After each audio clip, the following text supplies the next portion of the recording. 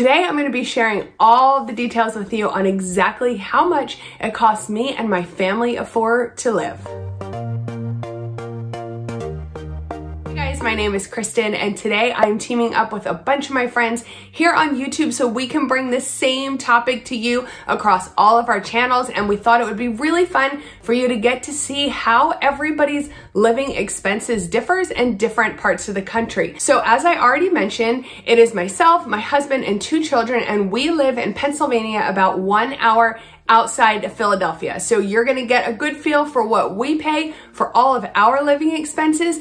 And then when you're done watching my video, I hope you will go check out the videos of all of my friends. We all covered the same topic, and it'll be so interesting to see how all of our living expenses differ across the country. I have partnered with my friend Lydia Sen, Marissa Lida, Sarah Wilson from Budget Girl, Kelly Ann Smith from Freedom in a Budget, and Justine Nelson from Debt Free Millennials. I will be leaving the links to all of their videos down below in the description box, and make sure you go check them out after you watch this video. And if you found your way here to this video from one of their channels, thank you so much for dropping by. My name is Kristin Stones, and I make a new video here every single week about a whole bunch of different personal finance topics, and I would be honored if you subscribe to my channel and stick around for a while. So let's go ahead and jump right into these living expenses.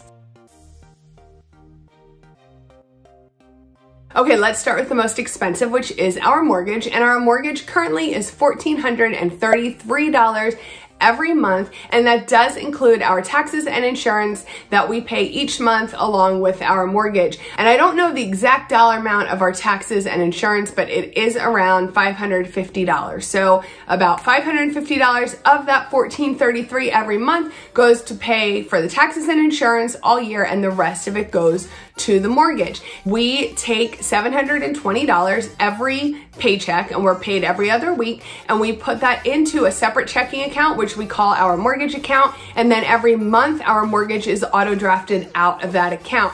Now, if you want to see more information on how we set that up and how we budget, I will go ahead and link a budgeting playlist up here where there is over 2 years of budgeting videos, and you can see exactly how we split out those expenses and handle our budget every single month. And since we're transferring $720 every pay, that gives us a total of $1,440 in there to pay our mortgage each month, and we just pay that full amount. So we have about $7 that goes extra to principal each month. And it's not that it's necessarily helping us pay off our mortgage a lot faster. I'm just weird and like those nice, even round numbers. Next up is our electric bill. So we pay our electric on a monthly basis. We do not have any kind of payment plan or estimation plan set up where it gives you an adjusted payment throughout the year. We just pay the bill as it shows up each month. And I pulled all of the bills from 2020 so I could give you a real accurate, up-to-date number. And throughout the year of 2020, our electric bills ranged anywhere from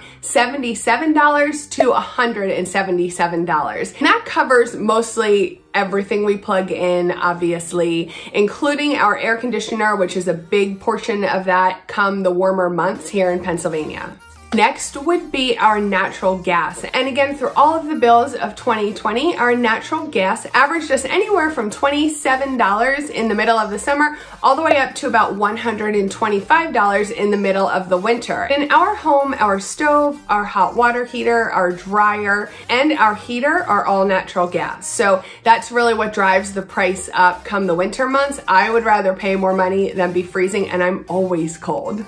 Next is our water and our sewer, and that runs us around $165 every single month. Now that is really high for our area. Again, we pay that on a monthly basis. The real issue here is our sewer bills. So when our development was built about 15-ish years ago, they put in a brand new water treatment plant right behind the development to service all of the homes that were going in this area.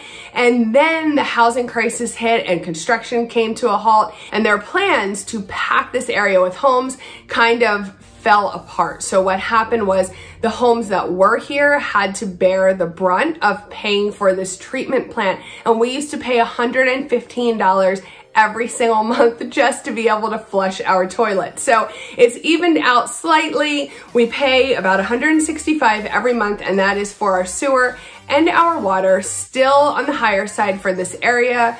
Unfortunately, it's out of our control, and that's just something that we have to accept and pay for each month.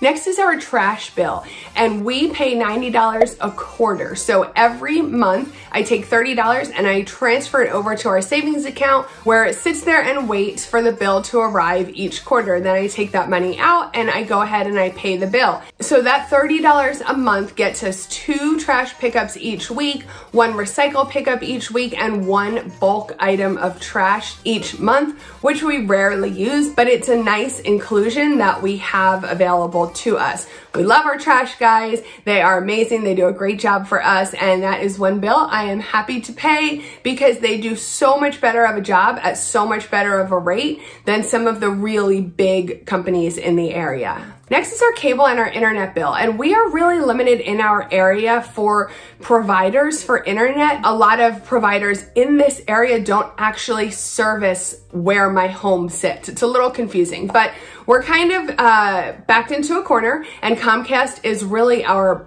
only option at this point. There is another option, but their service is horrible. And because I work from home and my kids were schooling from home from almost a year, I really need to have dependable, reliable service. And we pay for it. We pay about $135 a month. That gets us a decent internet package and the most basic cable package. Now, we did get rid of cable for a couple years, and I think we went without for maybe 2 years while we were paying off debt. And towards the end of our debt-free journey, Comcast sent us a postcard, and they had this really great cable special going on, and we decided to take advantage of it because they had jacked up our internet rates because we only paid for internet. So of course that's how they kind of get you back in and pull you back into their web of lies. But we did sign back up for cable, and we got a really great deal. We did it as like a family Christmas gift one year for Christmas, and although we are now out of contract, we still do have the cable because, again, it's packaged in with this internet, and if we were to get rid of the cable, our internet's going to shoot up. Plus, Comcast just announced that they are now capping our internet usage every month. So we only have a certain amount we can use, and then we will start to be charged that extra $10 or $15 a month based on our usage over and above whatever they're capping us at. All that to say, we have been tossing around the idea of ditching the cable again because we just don't use it that much. I don't know what we're gonna do, but we pay that each month, about $135, and I'm pretty sure that Comcast just raised our rates a couple dollars last month. There was some confusion because they offered a credit due to the sports issue and the pandemic, so I'm giving it another month or two to see where our actual rate lands, and then we'll make a decision on whether or not we're going to cancel the cable. Let me know in the comments if you guys have cable. Do you pay for cable? And if you don't, what streaming services do you subscribe to? I really would love to hear that from you. Our next expense is our cell phones, and our cell phones are really important because we don't have a landline phone anymore. Again, I work from home and I actually do a lot of work on my phone, so we need to make sure we have good service and we need to make sure we have plenty of data. Our cell phone bill was really high. We were paying just about $200 a month, and that was for 3 lines, myself, my husband, and my daughter. Now that was an old plan, but it had a big discount on it because of where my husband works. So even with that big discount, we were paying about $200 a month. We decided to get my son a phone and a phone line for his Christmas and birthday gift this year. So we went to AT&T, we told them that we wanted a new line, and if we couldn't get our bill down substantially, we were actually going to go to another company for our cell phone bill. So they did get us down a lot. It looks like we're going to fall somewhere around the $150-ish mark. Plus, we'll have an extra line with that as well. So we did get a pretty good deal. We're in those weird, funky bills where everything's prorated and you have the activation fee and whatnot. So again, I'm not exactly sure where we're going to fall, but if you watch my budget videos, you will probably see the exact number next month or the following month. The next expense I want to tell you about is our vehicle expense. So we do own 2 vehicles, and they are both paid off in full. So our expense is that we pay around $1,400 to $1,500 a year to insure both of them. And I am also mentioning that I will be checking with our broker for some new rates this year, especially with everything with the pandemic. So many auto insurance companies have dropped rates or given credits, and we haven't received anything from ours. So I will definitely be checking on that and possibly shopping around next month for better rates. But currently, that's what we pay, about $1,400 to $1,500 a year. We also save $50 each month into a car sinking fund so that we can pay for inspection and emissions, which we have to do yearly here in Pennsylvania. That usually costs anywhere from $60 to $75 a year if you don't have to have any work done. And it costs us about $42 to renew our registration every year. Plus, my husband does a lot of the smaller maintenance jobs himself. He will change the oil and he will change the brakes and wipers, anything little that he can figure out on his own, he does do himself. In addition to that, we have our monthly gas costs, which right now, with everything going on, I don't leave the house much, and we have two smaller cars. We don't have big trucks or SUVs, so gas has been running us about $100-ish a month. And the last expense I want to touch on is food.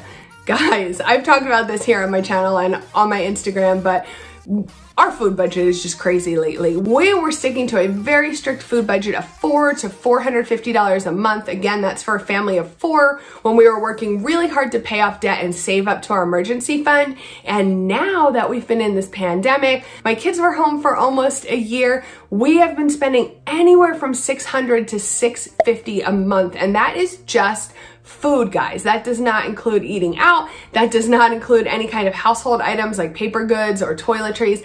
That's food. These people are killing me. They never stop eating. That's where we're at. When I try to scale back and I try to spend less, they all complain that I'm not buying them any food. So that's just where we're at right now with food. Let me know in the comments. I know most of you have got to be struggling with food too.